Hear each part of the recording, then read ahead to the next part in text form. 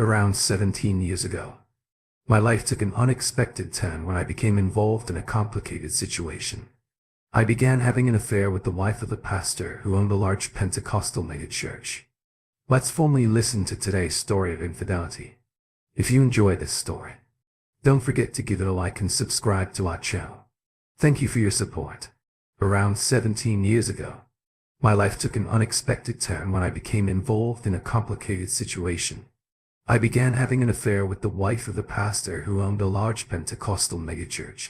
What made things even more complicated was that she and I shared a dark secret which, if revealed, could make headline news. As a result, I had to be extremely cautious and conceal many details in order to avoid detection. My journey began when I was 16 years old and moved to yet another foster home. This was not the first time I had experienced such upheaval. After my grandmother's death, I'd been moved from one foster home to another. Unfortunately, my mother had a severe drug problem and the state removed me from her custody. Shortly after my birth, they assigned me to the closest responsible relative, who happened to be my maternal grandmother. Throughout my childhood, I was unaware of my father's identity. He could have been one of my mother's many boyfriends, but the truth remained unknown after my grandmother died.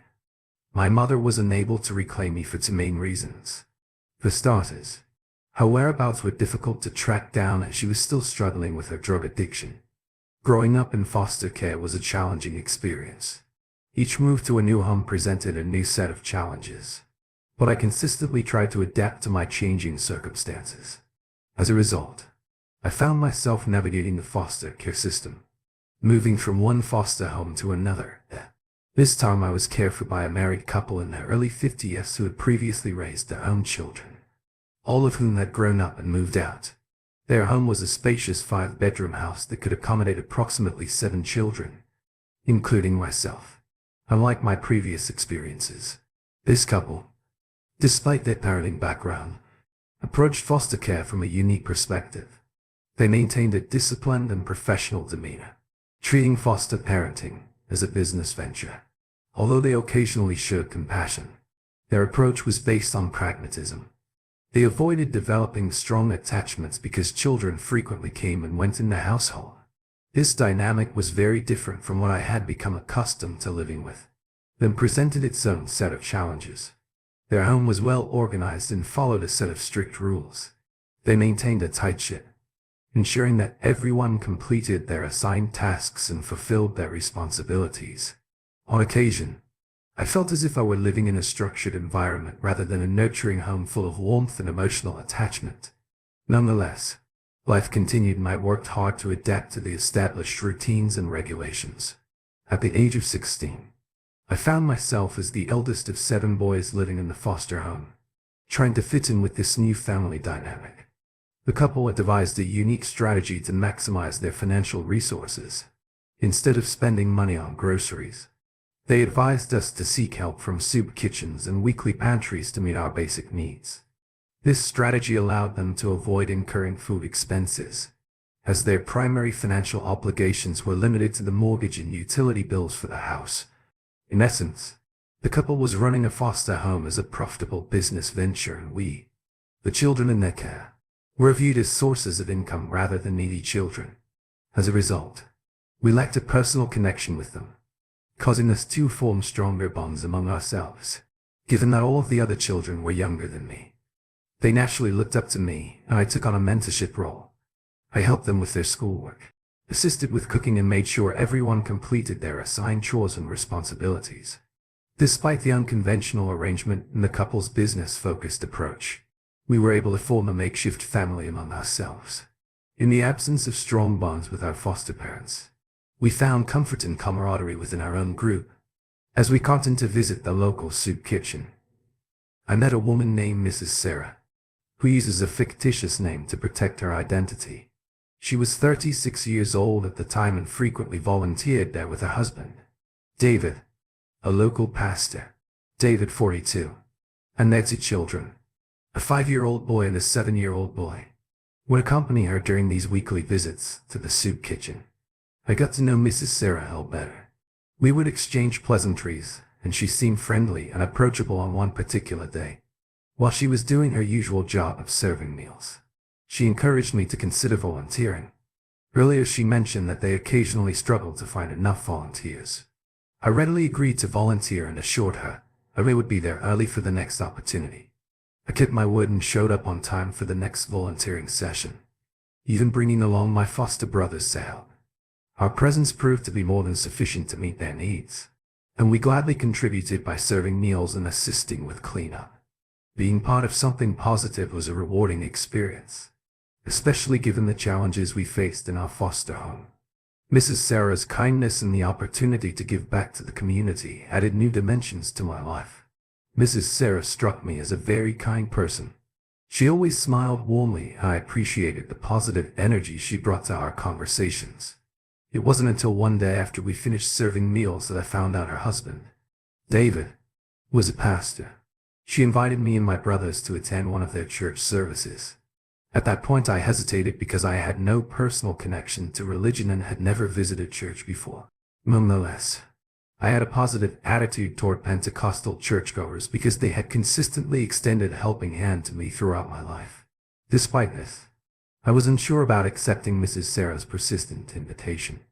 It took several more volunteer opportunities at the soup kitchen before I met her husband, David. He seemed to like me, acknowledging and appreciating my diligent efforts to clean up the kitchen. My enthusiasm and friendly demeanor won his approval, although his pastoral duties kept him too busy to volunteer on a regular basis. Despite my initial reservations about attending that church, positive interactions with Mrs. Sarah and David began to broaden my perspective, and their kindness encouraged me to give it a shot. I eventually decided to go to church with two of my brothers, who were around my age. We felt slightly out of place, dressed in casual attire rather than traditional church garments. The church was not particularly large at the time, with a congregation of around 4,006 members, but it was large enough that we couldn't help but feel like conspicuous newcomers. Mrs. Sarah was not visible throughout the church service until it ended. She was seated near the pulpit alongside her husband, Pastor David, and a few church elders. Mrs. Sarah was the primary church singer, and she demonstrated exceptional talent in that capacity. After the service, I approached her and exchanged greetings. She exclaimed with genuine delight when she saw me. Although our conversation was brief, she quickly shifted her attention to other congregation members. In the following weeks, my thoughts frequently turned to Mrs. Sarah. Her consistent kindness to my brothers and me left an indelible impression, and I eagerly awaited any chance to meet her. During our volunteer session at the soup kitchen, I frequently inquired if she needed anything, hoping to have more conversations with her presence had a captivating quality that made me believe our relationship was evolving. Aside from the occasional greetings we exchanged at the soup kitchen, one day Mrs. Sarah L. told me about her recent family relocation. Unfortunately, the movers had overlooked some items, leaving her in need of assistance. Her husband, Pastor David, was busy with his pastoral duties. She wondered if I could lend a hand. I eagerly agreed to help. Following the closing of the soup kitchen, one of my brothers and I drove Mrs. Sarah and her children to their new home, which is conveniently located near the soup kitchen. During the car ride, we talked and I told them about my life as a foster child. With no idea who my biological parents are, Mrs. Sarah L. expressed empathy for my situation and inquired about my goals. I expressed my desire to pursue a career in music and discussed my previous involvement with friends and learning to play musical instruments, which had faded due to my lack of a cell phone or internet access. Sharing my dreams and challenges with Mrs. Sarah felt strangely comforting. She listened intently, and her genuine concern created a connection I had never felt before. Following our relocation assistance, Mrs. Sarah pleasantly surprised me by taking me to Walmart and purchasing a Nokia cell phone. For me, it was a prepaid phone that supported calls, text messaging, and even internet browsing. I felt elated. It felt similar to getting my first car and discovering a whole new world of possibilities. With my new phone, I added contacts, including a few friends. Mrs. Sarah, on the other hand, was someone I found myself texting quite frequently.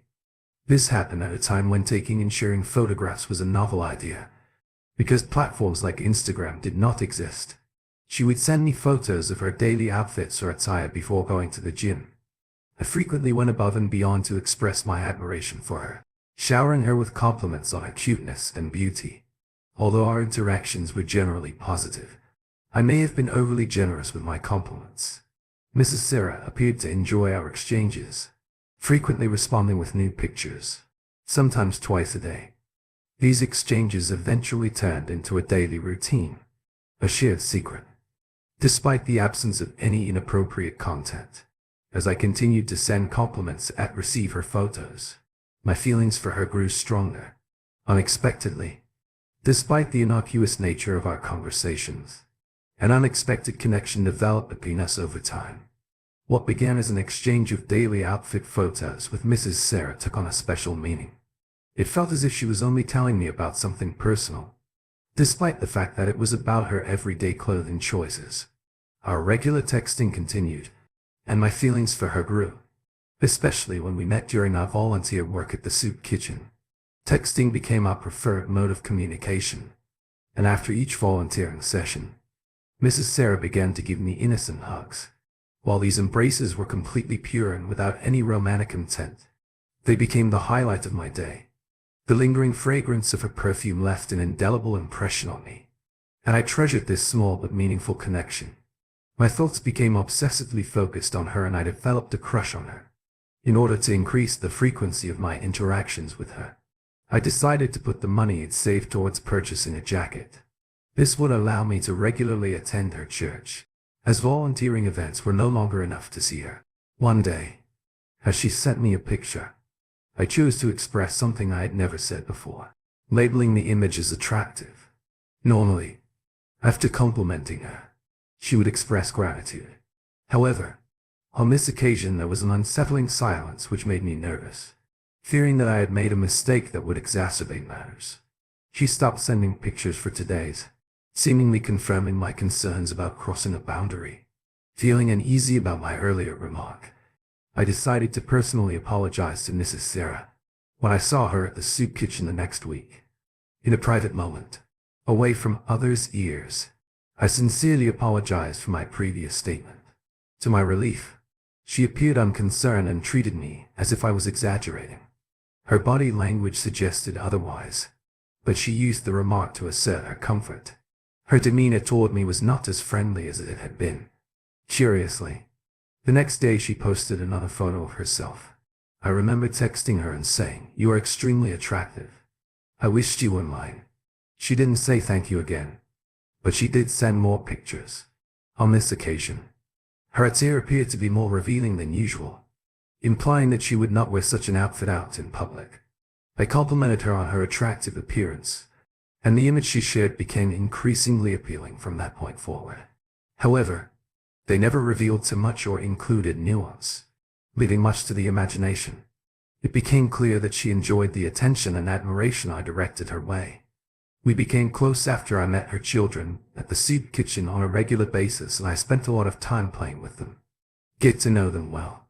On one occasion, she asked if I could babysit her kids while she and her husband went to an event, and I agreed. I enjoyed playing hide and seek with her children, and upon our return, they compensated me. It was important to me at the time I did not have a job. I immediately used the money to buy clothing that better suited my taste, because the ones provided by my foster parents did not suit my preferences. We grew closer as she would occasionally send me playful and flirtatious photos that hinted at something more intimate without actually revealing anything. In response, I would express my desires, expressing my wish for her and describing my vision. However, she never responded with words, and we never brought it up in our conversations. It remained an unspoken part of our text messages during one of my babysitting sessions. After she returned home, we played hide and seek with her children, as the youngest child was tasked with finding everyone. I hid behind the closet door in the darkness, not knowing if she couldn't find a hiding place or just wanted to join me. Mrs. Sarah decided to share my hiding place, pressing her back against mine.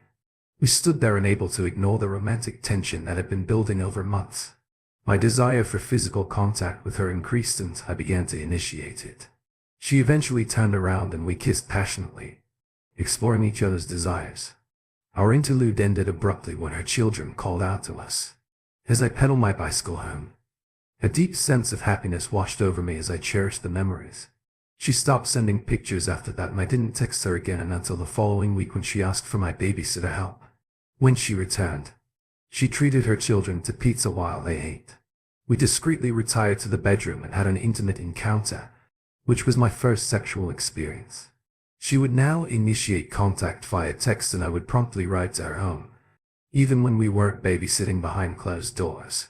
We shared intimate moments, occasionally remaining in bed and conversing, and she urged me to be discreet, not disclosing our relationship to my friends, siblings, or anyone else. We developed a deep connection, and she revealed that her husband had strict bedroom preferences, preferring only missionary positions and being constantly preoccupied with his responsibilities. Our intimacy occurred at least 3 times per week. Despite the possibility of guilt for my involvement with a married woman, particularly one married to a pastor, I remained unconcerned about the moral consequences. I thought I was in love. My obsession with her grew to the point where I wished I could spend the entire night in her embrace, conversing rather than returning home.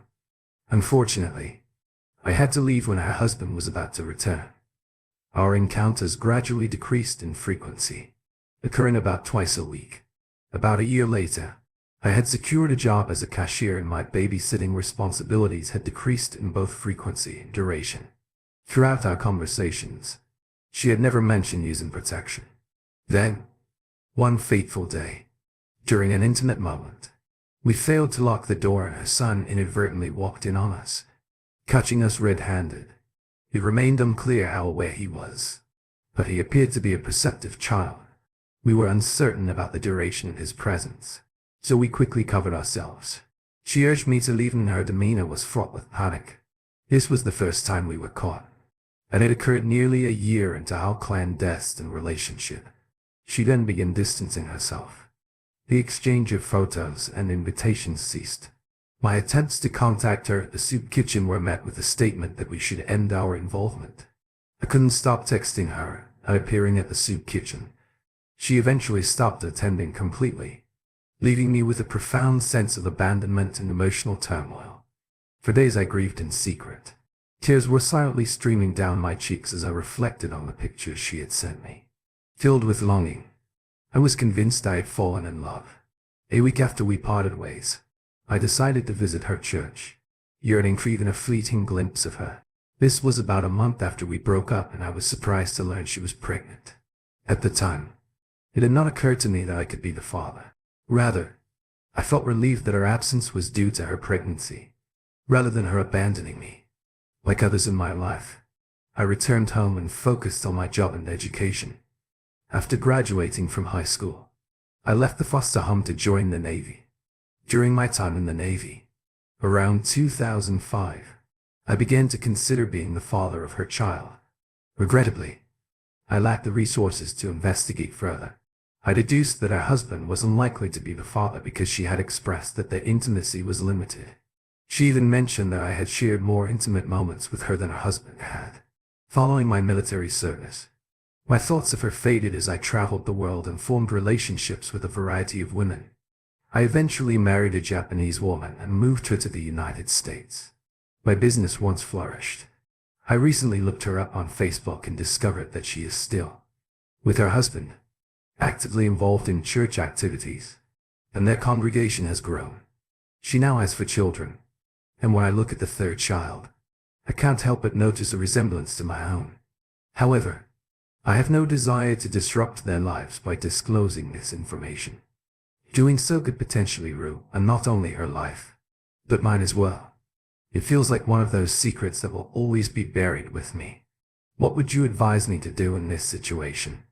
My wife and I married 8 months ago, and we now have a 19-month-old boy.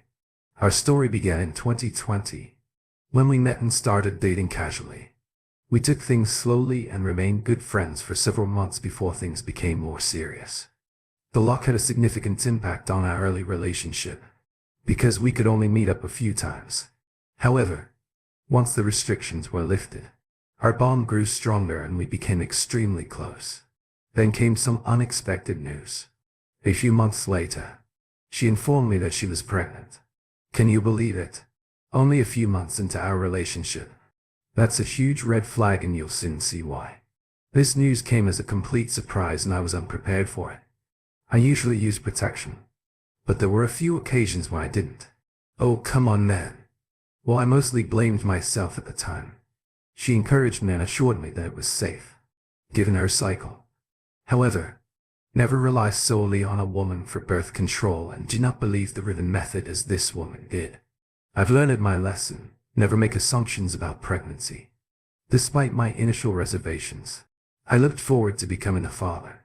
She moved in with me and I accompanied her to the majority of her doctor appointments. When the baby was born, we gave him both my first and last name. We weren't married at the time, but after just under a year of living together, I proposed and we married a month later. The wedding was small and intimate, attended only by close family and a few friends. We were deeply in love and crazy about our son. After her maternity leave, my wife returned to work and my mother began caring for our son. Because I had a later start time at work, I typically dropped off the baby in the morning and picked up after work. We often had dinner with my parents because my mother enjoys cooking. Life seemed perfect, but everything changed on Veterans Day. It was a company holiday, so we both had the day off. My wife and mother went shopping. I stayed home with the baby while putting him down for a nap. I noticed her tablet on the dresser and decided to look up something on Google. I had never used her tablet before, but she used the same password for everything, so I was able to log in without issue. I had no reservations about using her tablet, because we openly shared each other's phones and our home computers. After my search, I decided to check Twitter and Facebook to keep up with the latest news, while waiting for my son to fall asleep. Instead of logging into my accounts, I simply used hers because she was already logged in. While scrolling through Facebook, I became curious and decided to peek at my wife's messages. I wasn't looking for trouble. I simply wanted to see what she was talking about. Some harmless snooping her. Recent messages were fairly mundane, consisting primarily of brief exchanges with me, her friends, family, and a few co-workers. She's not the type to delete messages, so there were thousands from when she first joined the platform. My curiosity compelled me to go back to when we first spoke, hoping to find the very first message she sent me. I was also curious to see what she was telling her friends about me during those early days. It didn't take long to find the messages, and they brought back some pleasant memories. I continued reading and was amused by what she had to say about me. But then I came across an unusual conversation between her and a Facebook user whose name I didn't recognize. As I read their exchanges, I pieced together the identity of this individual. It turns out he is a colleague at her workplace. Not just any colleague. He is a senior manager as she works as an administrative assistant for him and to other managers. What raised suspicions was that he was communicating with her through a fake account. I didn't know him personally. I had met him and his wife at various company events, such as Christmas parties and picnics. His wife even held our son during the last company picnic. Little did I know that this seemingly innocent act would eventually reveal a dark secret about my wife. As I dug deeper into their messages, I was hit with a devastating realization. My wife had been having a physical affair with this man for some time. According to what I've gathered, it started several months before we met and continued for several months after. The pain of this realization was unbearable, and I must admit that I cried like a baby while sitting next to my son's crib. But the worst had yet to come. As I read further, I came across a series of messages in which they discussed her pregnancy.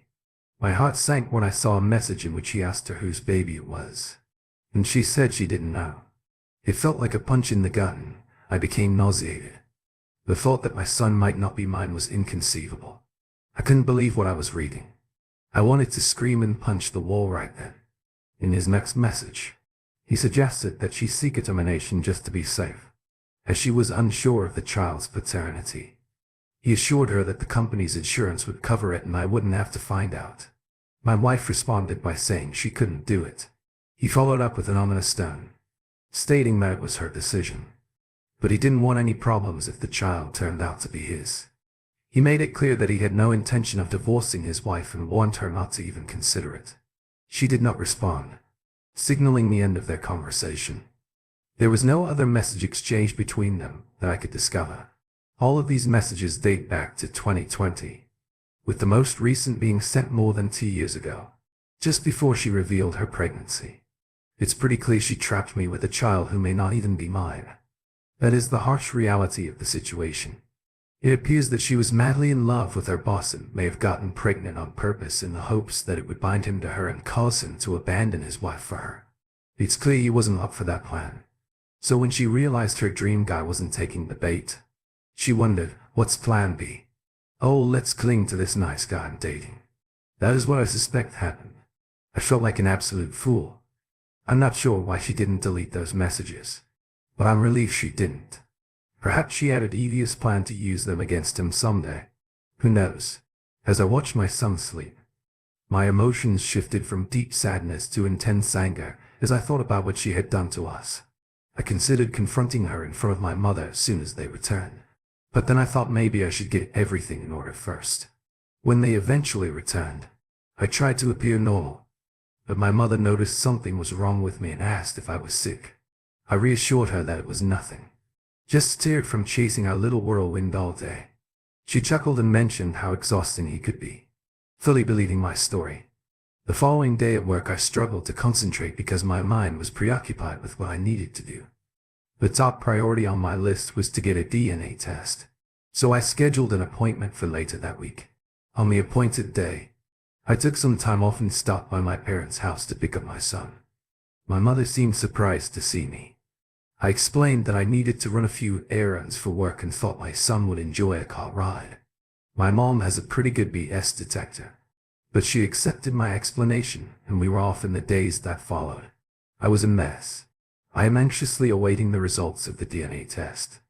The day I got the report was the absolute worst of my life. Even worse than the day I discovered her infidelity. I'll never forget the terrible feeling that came over me when I opened the report and saw the negative results. It was as if a dagger had pierced my chest and I felt as if I'd been struck by the devil himself. The rest of the day became a blur. My thoughts are racing in a million different directions. I knew I couldn't stay married to her after what she'd done. However, I struggled with what to do about my son. I still loved him as much as I did before, but knowing he wasn't biologically mine changed how I saw him. I did not treat him differently, but it changed my perspective. I didn't feel comfortable discussing my dilemma with anyone, so I had to work through my emotions on my own. I decided it was critical to take some time to think everything through before making a decision. I maintained the appearance of normalcy, but each day proved more difficult. Eventually I concluded that it would be best for both my son and me if I stepped away.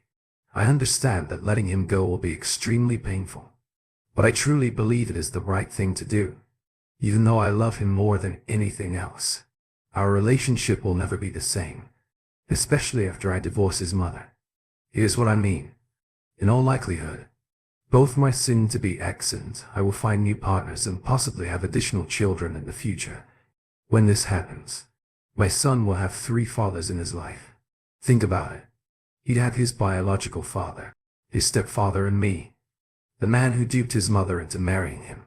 Consider the complications that would arise for him and everyone involved if I step away now. He may forget about me in a few months, and we could spare everyone from such a complex web of relationships. So after many sleepless nights, I consulted with an attorney and put things into motion. He explained that because we had been married for less than a year and the marriage was founded on deception, I could seek an annulment. It would effectively erase the marriage as if it had never occurred, which sounded like the best option to me. When it came to my son, the attorney informed me that, based on the evidence I presented, my case had a high chance of success. However, he looked me in the eyes and asked if that was really what I wanted. I responded affirmatively, but then my emotions rose to the surface and tears formed in my eyes. He understood my emotional turmoil and suggested that I go home and sleep on it for one more night before making a final decision. He emphasized that while the legal route could provide closure, it could also result in my son being completely removed from my life. He told stories about other men he had represented in similar situations, noting that many struggled with the emotional fallout because they were not mentally prepared. I thanked him and left emotionally drained. I drove around aimlessly trying to make sense of everything before returning home to spend the evening playing with my son. When he finally dozed off in my arms, I carefully placed him in his crib and watched him sleep soundly. Tears welled up and I couldn't control my emotions. Fortunately, my wife did not hear my tears. Later she came looking for me and discovered me lying on top of our bed. I pretended to be asleep and she gently kissed my lips. While she kissed me, I had no idea what was going on inside of me. You deceitful woman. You are acting as if everything is fine. As if you had done nothing wrong.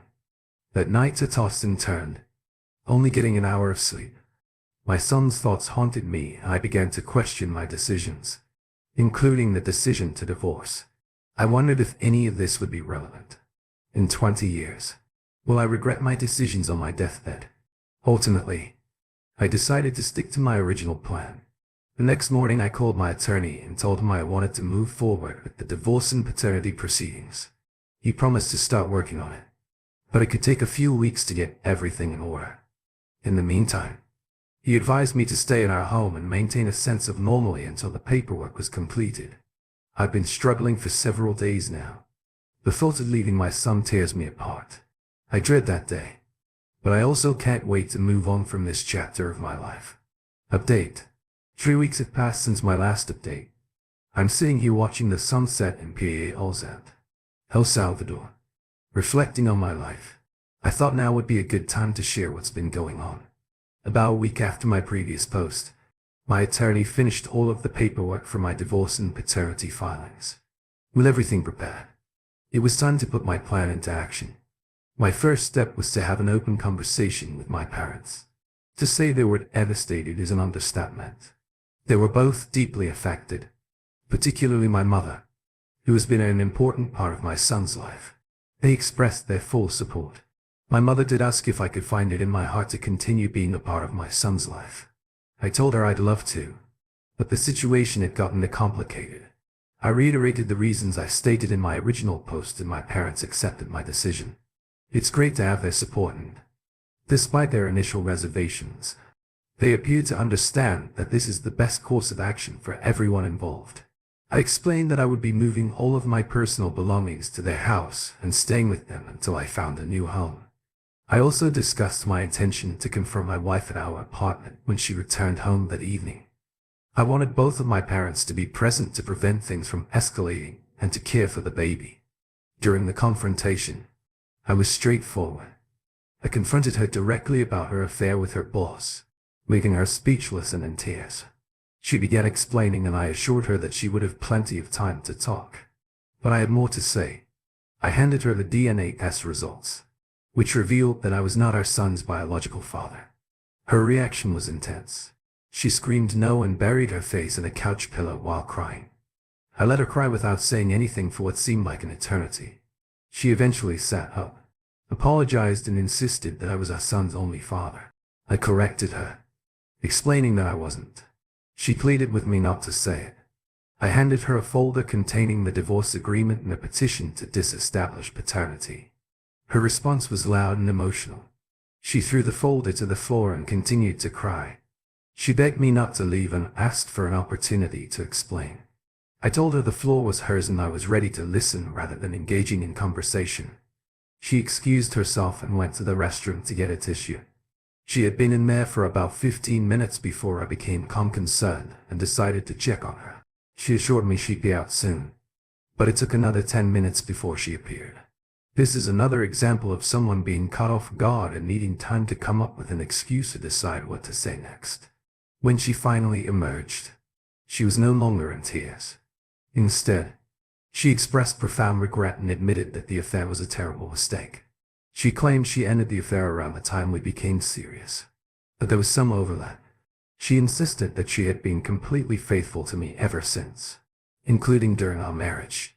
I told her I believed her, but it didn't change the fact that she had cheated and the child wasn't my biological child.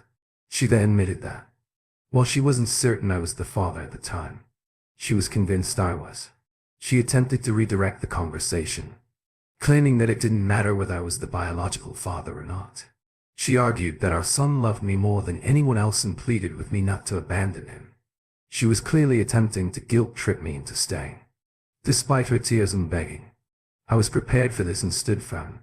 She was distraught, So my mother spent the next 3 nights with her and the baby until her own mother arrived.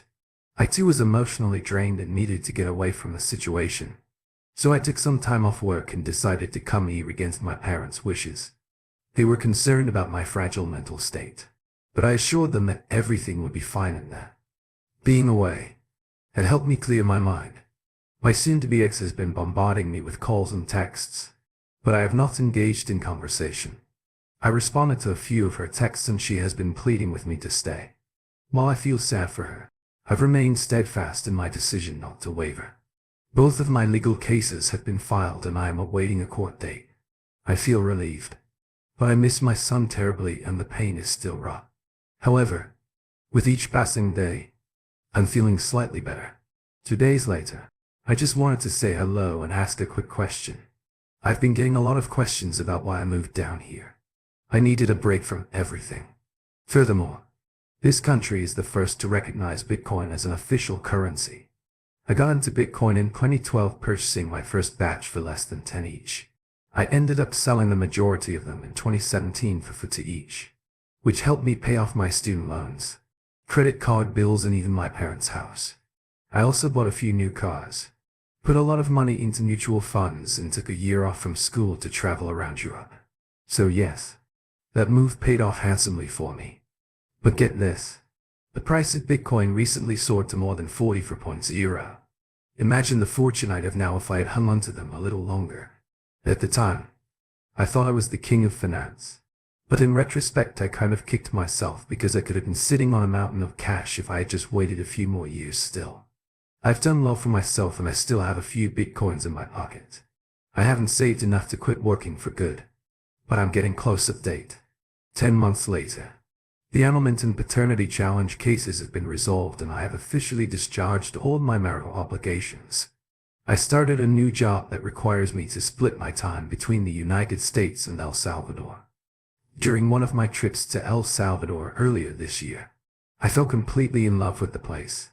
During that trip, I had an unexpected encounter with the CEO of a blockchain company while relaxing at a beach bar. Our casual conversation turned into a lengthy discussion, and the following day he extended an invitation to tour their office. During my visit to their office, I had the opportunity to meet several of their employees and speak with their HR manager. In a nutshell, they made me an immediate job offer. I didn't jump on it right away because of my personal circumstances and some reservations about living in a foreign country. Plus, I still had my beloved job at home. The CEO, being understanding, told me that they would allow me to work remotely from the United States as long as I spent a few weeks in El Salvador every quarter. He advised me to go home, think it over, and call him in a few days. When I returned home, I had a heart-to-heart with my parents. They supported my decision, but they were concerned about me working abroad. There was also concern that I was running away from my problems, but I assured them that this was not the case. Finally, I made the decision to take the job 5 months ago and I'm thoroughly enjoying it. Now I'm back in El Salvador and with each visit I feel more connected to the place. In fact, I'm seriously considering making it my primary residence, especially given the chaos back in the States. El Salvador's people are incredibly optimistic and forward. Looking now back to my personal life, my wife works tirelessly to persuade me to reconsider my decision prior to my divorce. I genuinely believe she loved me and was sincere, but the damage was too severe and there was no way to save our relationship. Interestingly, once I started my new job, my intense hatred for her seemed to fade. She noticed this and it seemed to bother her more than when I was angry at her. She could tell I'd moved on. Her son has proven to be the most difficult challenge.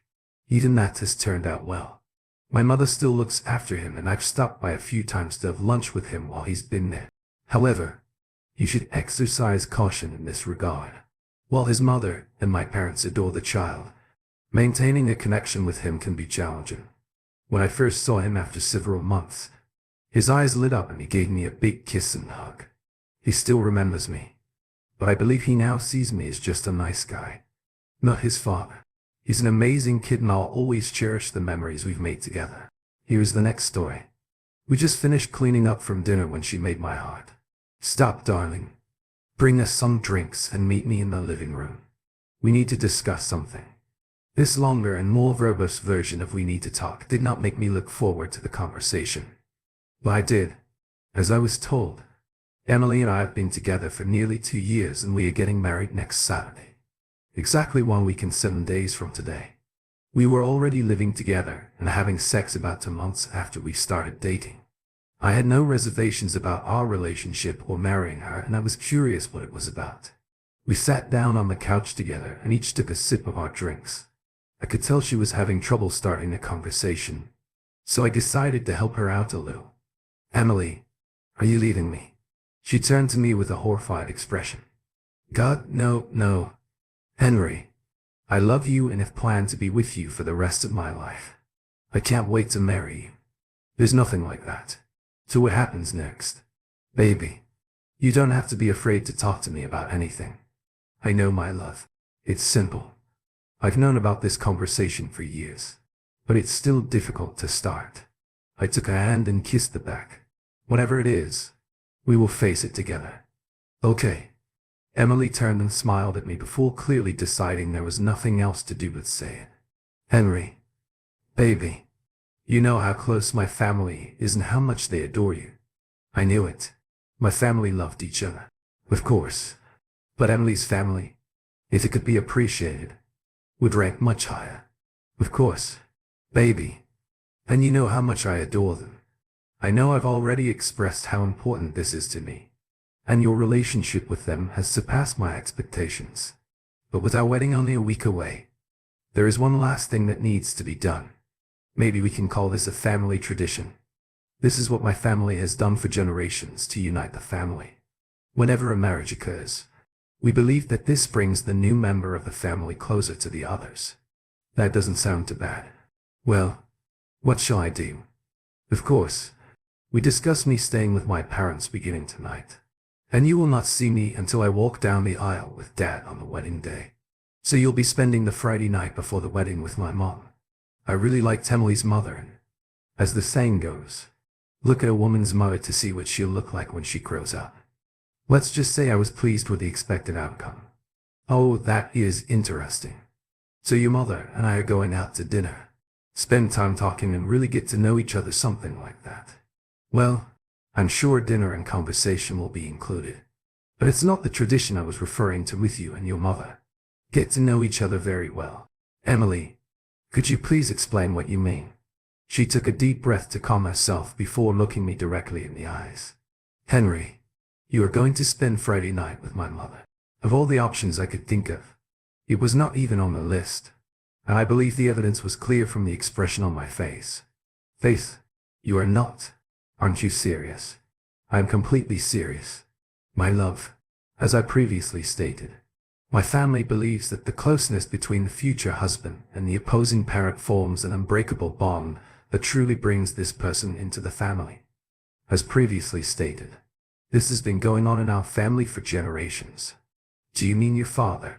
Have you used Grandma Agnes as a champion?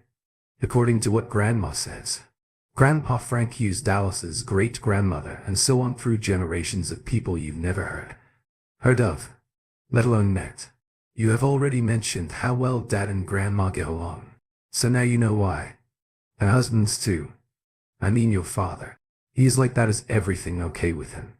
Look, baby, you don't need to make a decision right now, she said, avoiding my question.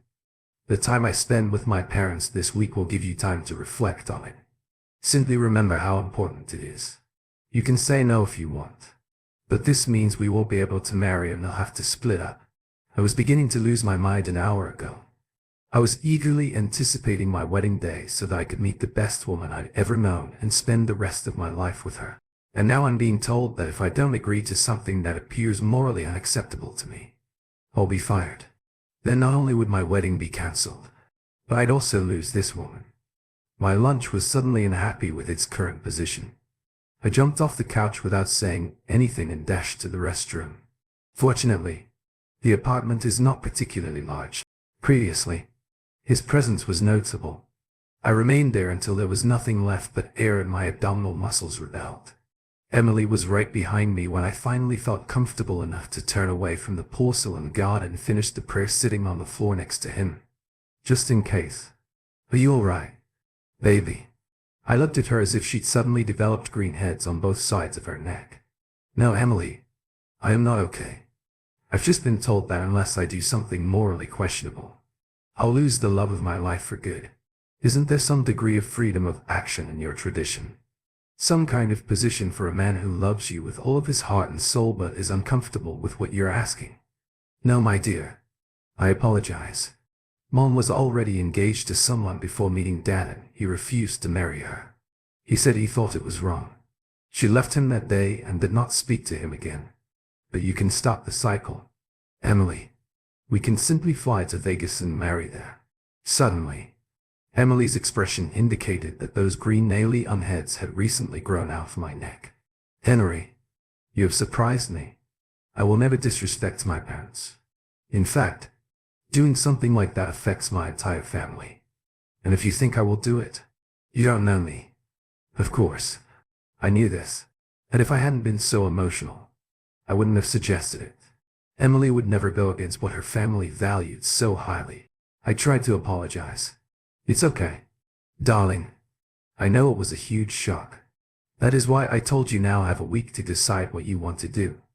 I had a sudden thought, my God. Emily, if I agree to this and we have a daughter, I will stop talking. Well, I certainly use our future son-in-law. Yes, Henry.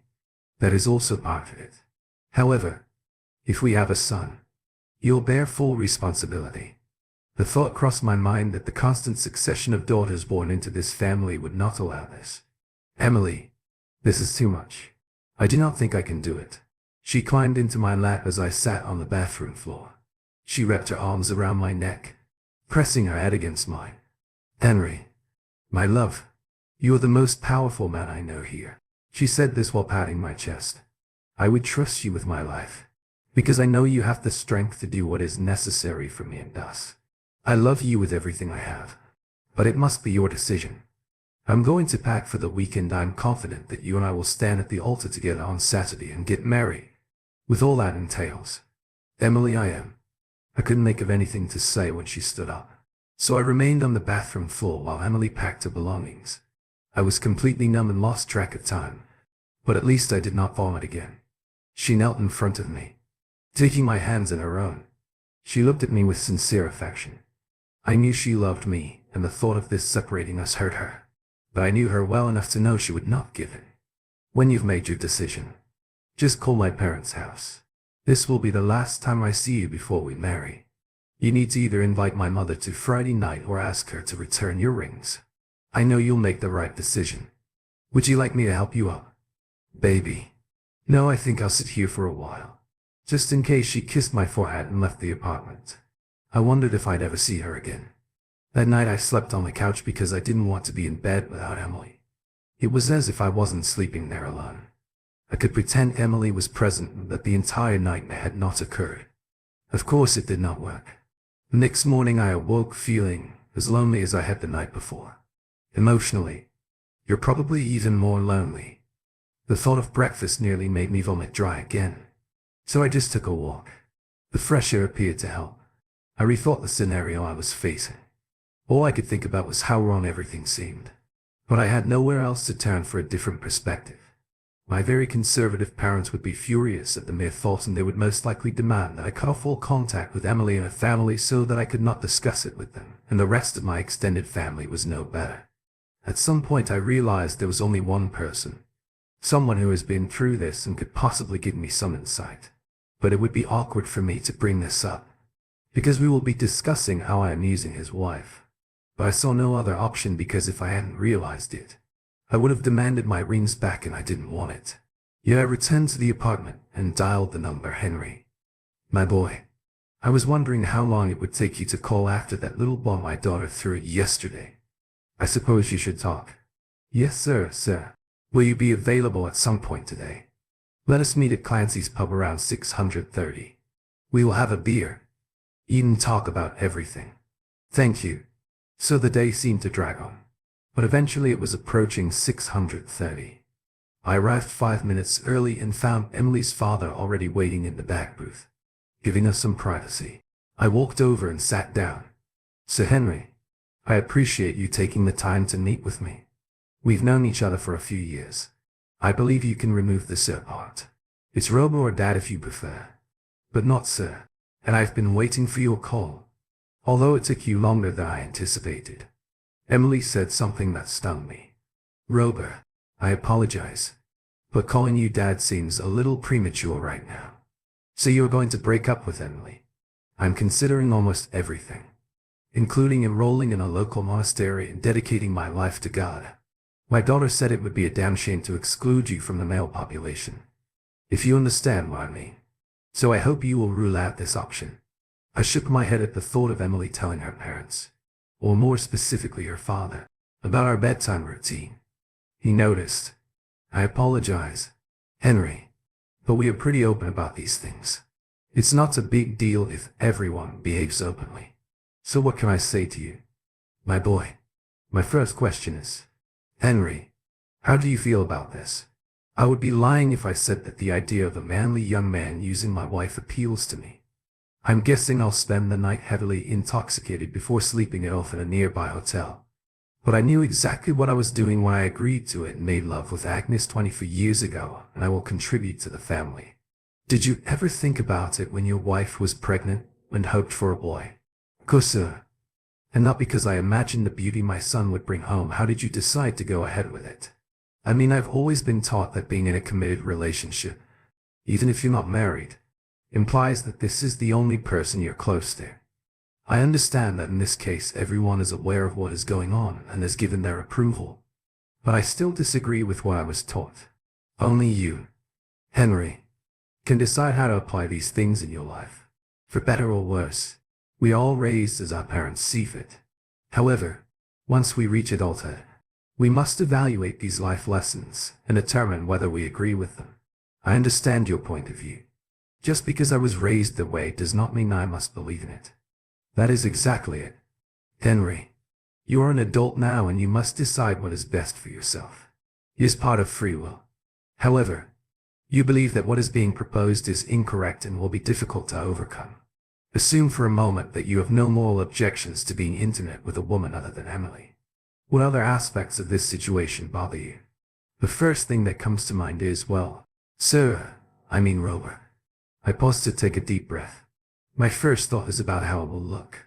Take, for example, your face. Would it be awkward if I had sex with your wife and you knew about it? Robert smiled widely while I looked puzzled. You know, Henry, that's the first thing that came to mind. How the hell am I going to stand at the altar and face Frank, whose wife I just spent the night with, as he walked Millie down the aisle, let alone for the remainder of my life? I called him, just as you called me. I told you that I was waiting for your call. He did exactly that. The more things change, the more they remain the same, as they say. I believe this scenario has played out almost every time. What kind of man? After learning that he must make love to his future mother-in-law in front of the entire family, it was natural for him to call the man whose wife he will marry. So you had a meeting with Emily's grandfather, as we do now. Of course. And he told me the same thing that I'm about to tell you right now. Henry, and you should hear it. I set my glass down on the table and focused my full attention on it. He continued, I understand that this tradition is unorthodox. However, the women in this family are exceptionally and fiercely loyal to their men. Henry, I guarantee you that Emily will never cheat on you or put herself in a position where she would rather die than embarrass you or make you doubt her love and loyalty. With the obvious exception of your future son-in-law. Of course, I believe in it. That's one of the reasons I fell in love with Emily in the first place. Your marriage will be the one that every man wishes for. I know I'm talking about my daughter, but for the rest of your life she'll be the perfect lady in public. However, there's a notorious cheater in the bedroom. I flushed when he mentioned his own daughter in that way, and the smile on his lips confirmed that he had noticed. He proceeded. She will not deny you anything in the bedroom. Do you think the past few years have been good? You haven't seen anything yet. But no other man would look at her or approach her. Knowing what I know now and considering what will happen on Friday night, I can say with certainty that it was worth it. And I promise you that Frank would have said the same thing every day. I fall more in love with Catherine and I would do anything for her. I would have died right there if that was what she wanted. This is how much she means to me. And on Friday night, if you make the right decision and marry Emily with Catherine in your bed, don't be shy. Enjoy it and help Catherine to enjoy it. There was so much to take in. It seemed unthinkable to speak casually to a man about getting his wife into bed. So are you and Grandma Agnes? I couldn't put it into words, but he seemed to understand my question. It was simply incredible. Henry. Of course, times have changed dramatically. You and Emily have much more experience than Catherine and I did. When we were a week away from our wedding, Agnes was not only pleasant to talk to, but she also taught me a lot about how to please a woman. Catherine frequently thanked her mother for that. But everyone knows about it. Right. Is this strange? Actually, Henry, it's the exact opposite. There is no need to keep it a secret, because everyone already knows about it. It's just something that happens. Everyone accepts it as a normal occurrence, so no one is even discussing it. I would not say that it doesn't really matter. If you and your friend got close, you'll most likely be asked how it went. It can come up in casual conversation over time, just like any other event in your life. But people aren't going to approach you and say, "Dude, I can't believe you used Catherine. Was she hot? How about you and Agnes? Were there any oddities about you after that?" I'm also concerned about my relationship with Catherine. Not at all. In fact, it provided us with something intimate and personal to share. It brought us together. As a result, I felt more connected to the entire family. I understand that it is unusual, but the results are exactly as expected. We finished our beverages and I thanked Robert for his time.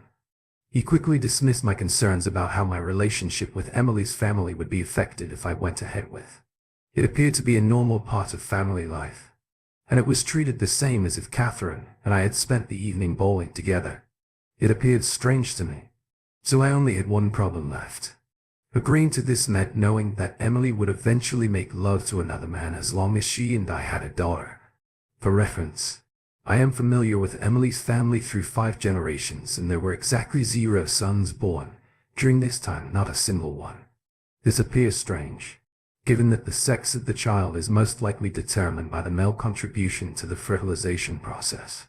With all these sons-in-law joining the family, one would have expected some men to be born, but none were, and I had no illusions about altering this invincible trait. As a result, in my opinion, I would have entered into a marriage knowing full well that it would include an act of adultery, at least according to the strictest definition. But Rober was adamant that his marriage to Catherine was worthwhile, even given what was about to happen. If this situation had been presented to me as an outsider, I would have told the guy to run. You already know she's going to cheat on you. But I didn't run away. I was almost certain I would do it. The week wore on. I was practically useless at work unless someone literally grabbed and held my attention. Everyone knew I was getting married on Saturday, so it was dismissed as nervousness. And everyone was very supportive of me. I was grateful for this because it allowed me to focus on the true cause of my distraction. I am usually very confident, but I couldn't nap the number on my phone and it was already Thursday afternoon. A decision must be made and will be made shortly. Even after 20 years, I was still uncomfortable with the idea of Emily making love with another man. I had several times decided to do this, only to have this image flash through my mind and cause me to reconsider. I haven't heard from Emily or her family since I spoke with Rober. They kept their word and left me alone to make this decision, which was likely the most important I'd ever made. They didn't put any pressure on me, which was exactly what I expected, Ed. They explained it to me in terms that I could understand. Then everything depended on me. I wondered what Emily was going through. Did I harm our relationship by taking so long to make a decision? Would Emily really believe that I did not love her as much as I did? Of course, I hoped that this was not the case because I had not agreed to it sooner, that she would understand my internal struggle. It remains to be seen. I made a stop on the way home. I picked up something to take away and decided to make a call. I mulled it over in my head. But in the end it all boiled down to one question: was I better off with or without Emily, given what would happen in 20 years after that? The decision was simple and I made it. I called Rober and Nitty's home number. Emily answered, clearly recognizing the caller's number, because she knew it was me. "Hello, honey," We had been waiting for your call. Her voice was less confident than usual, indicating that she was concerned about the decision I had made. Nate, hello. Emily. I paused briefly for effect. May I speak with your mother? Please. Her smile was visible, even over the phone. Of course you can. Baby Catherine knocked on the door at precisely 6:30 p.m. It was decided that she would visit my house and then the evening would begin. I thought it would be awkward enough to pick her up where Robert and Emily were let alone. Hello. Mrs. I mean it. I'm nervous. Henry. Ma'am. May I come in now? Of course I backed away from the door feeling rather stupid. I hadn't felt this nervous since. So never before. Suddenly I was concerned about my ability to perform when the time came. Henry. I know this sounds strange, but I'm just a woman like everyone else. Catherine, he's sure. I appreciate your desire to calm me down. But you are not just any other woman. At least for me. But I will try to think of you that way. Do you believe a drink will calm your nerves? I probably should not have been as nervous as I am now. We both laughed, which seemed to relieve the tension. I took Catherine's bag, carried it into the bedroom and placed it on Emily's dressing table. Then we went to dinner. We ate at a small Mexican restaurant and sat in a corner booth to talk. Henry, let's talk about what will happen later. Do you mean later when we make love? Yes. Good. I was surprised by how openly she and her family discussed it. No euphemisms or polite words. Just that's how it is. I grew up in a family where discussing it was equivalent to doing it on the living room floor in front of the parish priest. It just wasn't finished. To be honest, I prefer this new method much more. Henry, you've never had to worry about saying the wrong thing when we get into bed. I want to be clear about what I expect. You should do the same. I do not want any confusion to arise. All right. Catherine, I believe it would be more convenient for me if you started. Of course. The important point is that I do not want you to hold back in any way. I don't want you to feel compelled to stop and think, is this what I should do with Emily's mother? If you want to do something to me, do it like what? Yes, Henry. Anything. I really enjoy it. In fact, I convinced Emily to try it with you. And you know how much she enjoys it. In short, I am open to anything. So just do it. I was taken aback by the speech she had just given me, and the smile on her face indicated that this was exactly what she wanted. I'm not sure what to say. I want us to have fun. So is there anything you want to do that you believe I would object to or that you would be uncomfortable with if I did it to you? No, Mom. Catherine, after what you've said, I'm not sure what else there is. She smiled. Catherine, may I ask how you personally feel about all of this? Perhaps it would be better to ask how you felt about it as a future bride. Girls in the family are raised from a young age, knowing what will happen. In fact, both Emily and I were very excited about the idea. I'm not sure if she told you about it. Not really. She made it clear that it was necessary and that she was fine with it. However, she made no mention of being excited about it. Yes, it is. She would have looked and even asked if we could record it.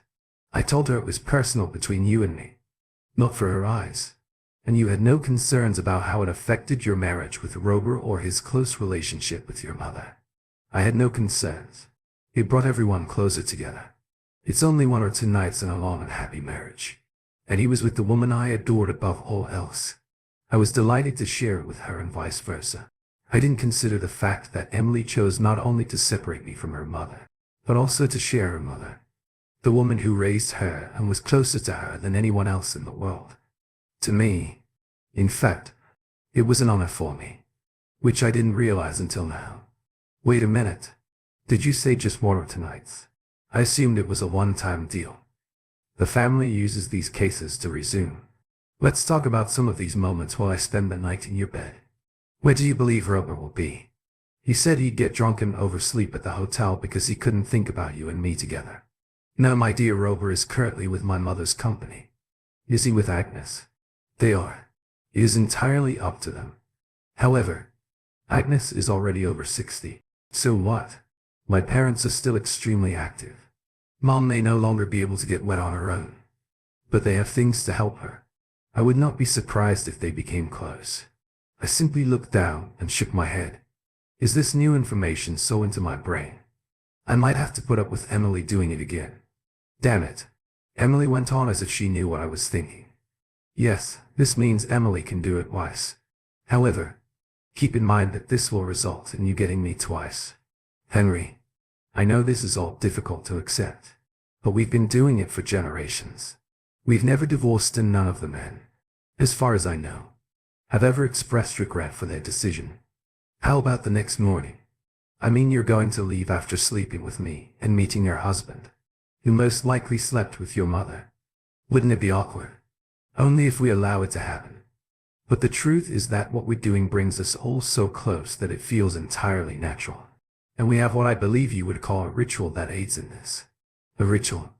When I leave your apartment tomorrow morning. Henry, I expect to be well used.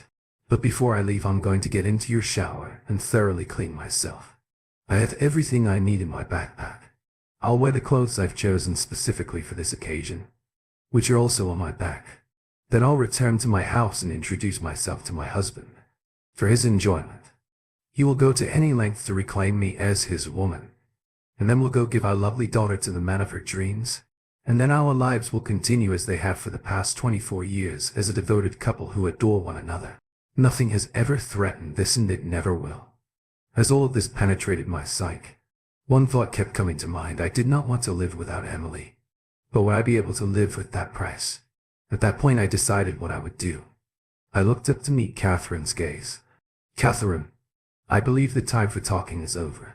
It is time for me to take you back to my apartment and make love. Now you're speaking like a man, darling. I took care of the check and we returned to my home. Anticipation gripped me the entire way home, and I eagerly anticipated it. We decided to shower beforehand, probably just the first of many showers we'd taken. I admired her figure. Enjoying the view?